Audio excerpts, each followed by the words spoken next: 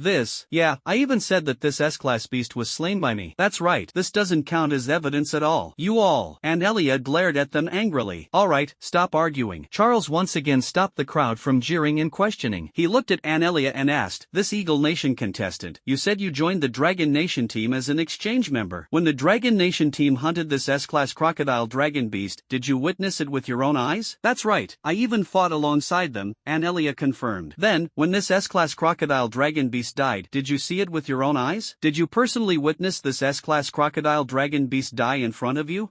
Anelia hesitated. Because Anelia was indeed not present when this S-class crocodile dragon beast died. At that time, she had already escaped with Gu Yun. So, Anelia could only reply, "I indeed did not see this S-class crocodile dragon beast die, but it was indeed killed by the Dragon Nation team." This statement gave everyone another reason to question, and immediately a few people jumped out to challenge. "You didn't see it with your own eyes, so what makes you say that this S-class ferocious beast was killed by the Dragon Nation team?" "That's right, maybe the Dragon team deliberately deceived you. You're always speaking up for the Dragon team. Are you really a member of the Eagle team? Could you be an undercover agent?" You all. Anelia's delicate body trembled slightly with anger. Seeing Anelia looking a bit embarrassed, Gu Yun stepped forward once again. "This S-class crocodile dragon beast was killed by our Dragon Country team. To be precise, it was killed by one of our team members. You say we can't provide evidence to prove it, but on what grounds do you question us? What evidence do you have?" Hearing this, 2 members of the Wa Country team immediately stepped forward. "You say this S-class crocodile dragon beast was killed by a member of your Dragon Country team? What a joke! A B-class summoner killing an S-class ferocious beast. This is pure fantasy. What evidence is even needed for this?" "Exactly, your Dragon Country team must think we're all fools. To even say such a lie, if you're so capable, let that team member step forward." "I am." Amid the voices of doubt, Su Shirsan immediately stepped forward. He looked at the 2 Japanese team members and said coldly, "That S-class crocodile dragon beast was killed by me." In response, the 2 Japanese team members sneered incessantly. "Did you kill it? What makes you say you killed it? I could just as well say I killed killed it. That's right, a B-level summoner claiming to have slain an S-level beast. Aren't you afraid of making a fool of yourself? Just because you're all useless doesn't mean I am. The fact that you useless bunch couldn't do it doesn't mean I can't. Su Shur-san replied coldly. Who are you calling useless? I call you useless. From beginning to end, you all keep saying that a B-rank summoner can't slay an S-rank beast, but I can slay an S-rank beast. You want proof, right? Fine, what proof do you want? I'll show it to you. Su Shur-san retorted with unparalleled confidence. You can slay an S-rank beast? Ha ha ha ha ha. A member of the One Nation team began laughing hysterically, and the others also sneered quietly. They were all mocking Su Shur-san's arrogance. Alright, since you claim you can slay an S-class beast, then prove it to all of us. How do I prove it? It's simple. Just kill another S-class beast. However, we can't find an S-class beast right now. But our entire squad couldn't take down an S-class beast. If you can defeat our entire squad on your own, we'll admit you have the ability to slay an S-class beast. Another member of the Japanese team sneered. An entire squad is really overestimating him. If you can defeat a 5-person team, we'll acknowledge your skill. Ha! Su Shur-san let out a cold laugh, faced everyone, and once again spoke domineeringly. Stop wasting words, all 10 of you come at me together. Don't just say 10 of you, even you. Su Shur-san extended a finger, arrogantly pointing at everyone. Even if your 8-nation squad comes at me together, even if 80 people come at once, so what? What do I have to fear? Won't admit it? Then I'll fight until you do. Even if your 8-nation squad comes at me together, all 80 of you at once, so what? What do I have to fear? Hearing Su Shur-san's arrogant and overbearing words, the 2 Japanese team members were so enraged that they laughed. Alright, you said it yourself. Not just these 2 Japanese, but the members of the other national squads were all equally furious. Just now, Su Shur-san's words were also scolding them, scolding all of them as useless. Not only that, he even dared to boast about challenging 80 people, completely disregarding all of them. One person fighting 80 people, no true S-rank summoner would dare to say such a thing. You must know, the leaders of the teams from various countries are all incredibly powerful A-rank summoners. With 8 of them joining forces, they should be able to handle an S-rank summoned beast. Arrogant. Simply too arrogant. Not only the team members from the 8 countries, but also the military district representatives from each nation, including Zhao Ming, the representative from Dragon Nation's military district, felt that Su Shur-san was far too conceited. Once these words were spoken, there was no room for negotiation. A confrontation with other national teams was inevitable. 1-on-1 might still be manageable, but what if it turned into 1-on-5, 1-on-10, or even 1-on-80? What could they do then? If they lost, their dragon country would lose the qualification for this competition and wouldn't receive any rewards. Zhao Ming wanted to persuade Gu Yun to stop Su Shur-san, but he saw that Gu Yun seemed to have a confident demeanor, and the other members of the Dragon Nation team, Li Feiyang, Hu Kai, and the others, also appeared very self-assured. Zhao Ming was a bit stunned. He whispered to Gu Yun beside him, Captain, this is not something to act on impulsively. It's fine, I know what I'm doing. Gu Yun flatly refused him, full of confidence. Well, now Gu Yun and Li Feiyang have absolute confidence in Su Shur-san. Both S-class crocodile dragon beasts were taken down by this guy in seconds, so what's there to fear even if it's 1 against 80? Li Feiyang, Hu Kai, and the others personally witnessed Su Shur-san's true combat power that day during the battle with the crocodile dragon beast horde. His 3 summoned beasts held off 10 A-class crocodile dragon beasts and ultimately counter-killed them. With such strength, what harm is there in all of them joining the fight together? Seeing the regiment commander flatly refuse him, Zhao Ming had no choice but to retreat, feeling extremely puzzled. At this moment, the 2 Wokoku team members from earlier said to Charles, Lord Charles, you also heard what this dragon country person just said. He claimed that this S-class ferocious beast was killed by him and even wants to challenge all of us. Lord Charles, I request permission for our Wokoku team to duel with him. If he can defeat all of us, I will admit that this S-class ferocious beast was indeed hunted by their dragon country team. As soon as the words fell, the leader of the Wokoku team, who was also the A-class summoner in the group, stepped forward. Lord Charles, if that S-class crocodile dragon beast was indeed killed by this dragon country team member, defeating all of us single-handedly would naturally be a piece of cake for him. So, I also guarantee that as long as he can defeat all of us, I, on behalf of the Wa country team, will acknowledge that the S-class crocodile dragon beast was indeed killed by their dragon country. At this moment, members of other national teams also stepped forward. That's right, we agree. If he truly has such strength, not to mention 1 against 80, even 1 against 10 should be a breeze. As long as he can defeat the entire Wa country team, we have no objections. Exactly.